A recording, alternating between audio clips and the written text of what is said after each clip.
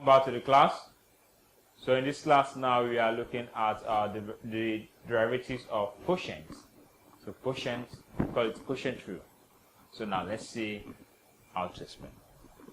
So given y equals to u over v, unlike product we have y equals to u times v, but here is quotient rule, which is division. So we have y equals to u over what? Over v.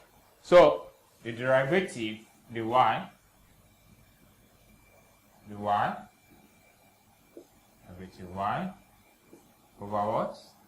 The x equals to v du, which is similar to product rule, du over the x minus u the v over what?